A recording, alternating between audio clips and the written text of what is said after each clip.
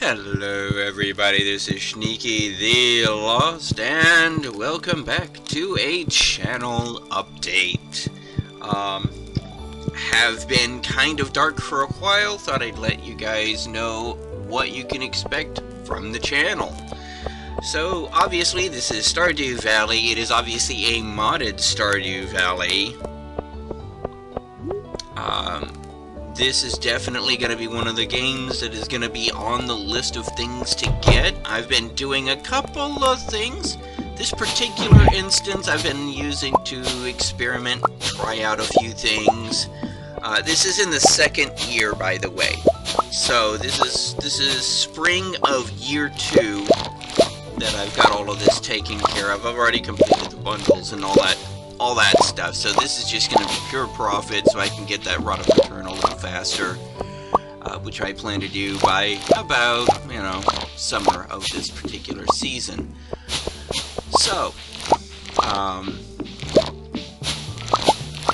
not going to be doing a multiplayer session of Stardew Valley, at least I'm not planning on it at this time. I may have a guest appearance, but probably it's just gonna be, single player, because there have been a lot of changes in 1.3 in the single player experience that deserves highlighting. It kind of maybe got glossed over in the rush to celebrate multiplayer, which of course is another very noble accomplishment. So, Stardew Valley will absolutely be in the next season. It will be a modded session of Stardew Valley. You can expect to see these going forward. I was actually planning on starting this at the beginning of the year. Unfortunately, life happened, let's just say. You know how that happens. So, what else do we see, are we going to start seeing on this channel? Well, there's a couple of options. You see, I've got Battletech. I could certainly do a Battletech run if that interests everybody. I've done the campaign mode. It's a lot of fun. It really is. Let's see, what else? I could always do Stellaris, I suppose. Kind of a slower game for doing on YouTube, but if the interest is there, I can do it.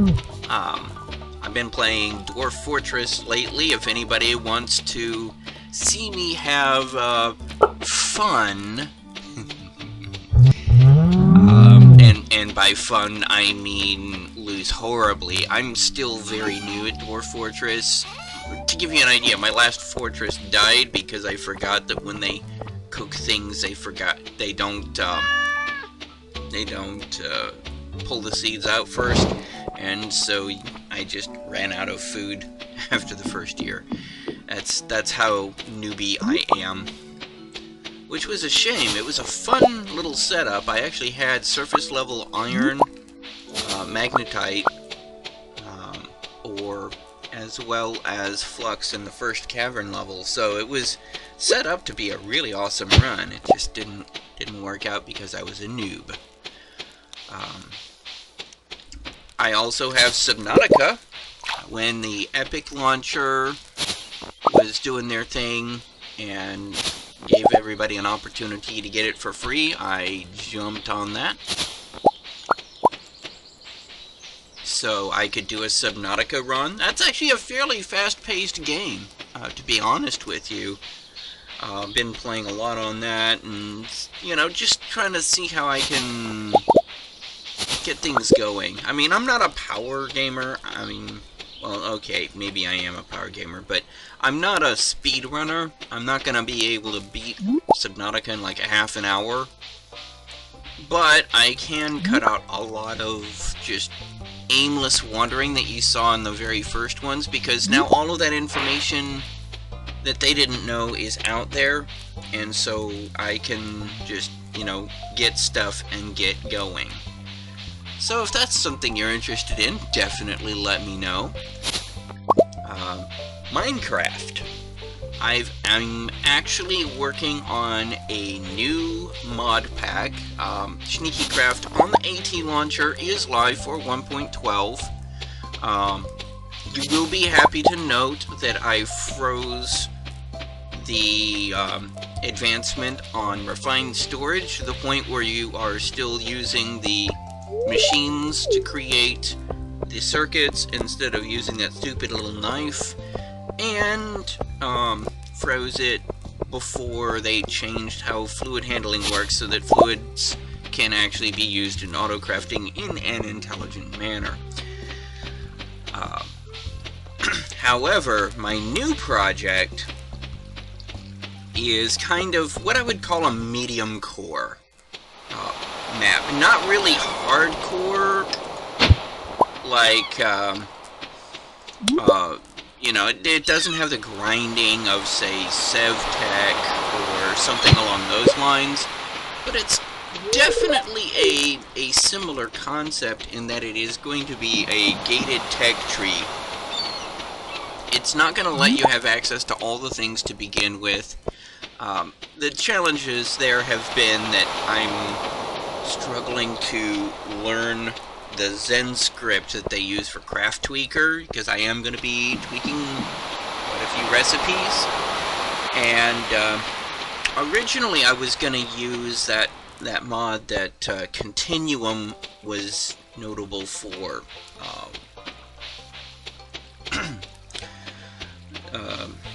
EFAB.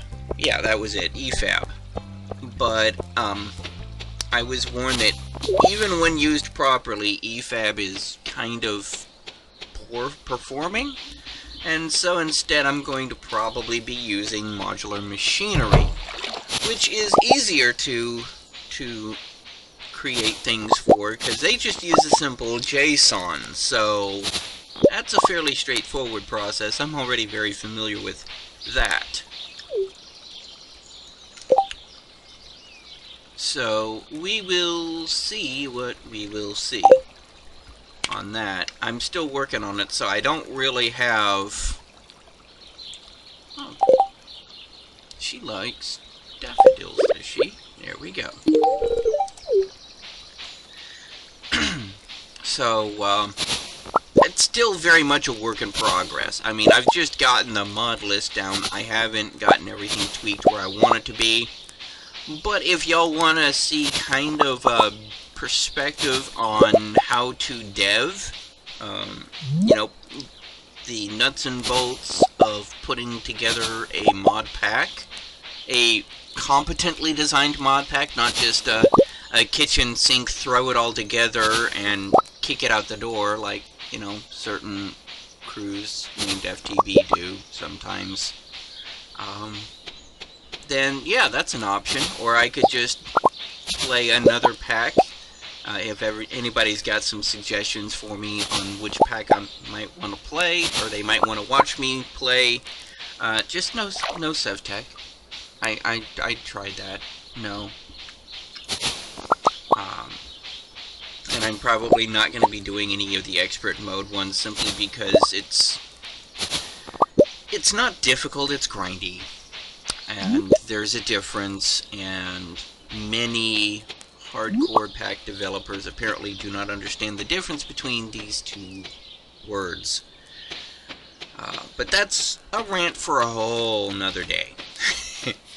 So, what can we see going forward? Well, definitely I'm going to do a 1.3 setup of Stardew Valley. I will be kind of hashing out my, how shall we put this, my year one build order.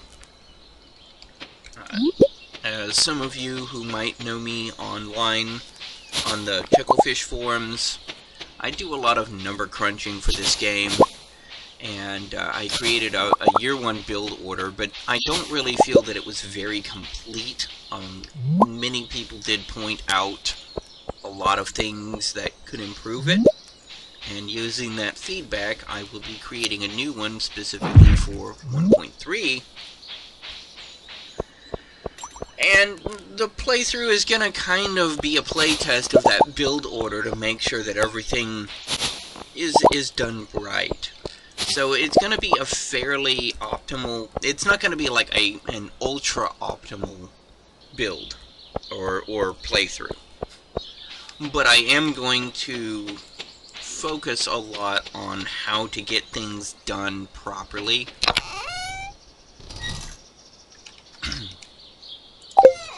So that's the kind of playthrough it's going to be. You know, I'm not exactly a newbie at Stardew Valley. I've been on this ranch once or twice before, so yeah, it's time to maybe kick it up a notch. Will be modded. Now, UI info suite, automate. You know, you've got experience bars. So that's what we're pretty much going to be doing with Stardew Valley. The soft goals are to get the community center completed and 1 million in the first year. If it doesn't happen, meh. If it does happen, cool. So, yeah, at least we're going to do Stardew Valley. We can also do another game or two.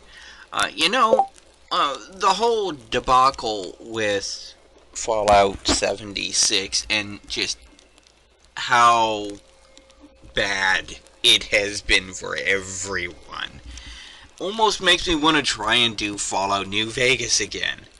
The problem with the New Vegas run, I'm not sure if I had ever officially mentioned it, was that it got an account strike because Dr. Boros was espousing his particular philosophy, and his particular philosophy is not exactly politically correct. So when I went through X17, yeah, the YouTube bots were not too happy with him.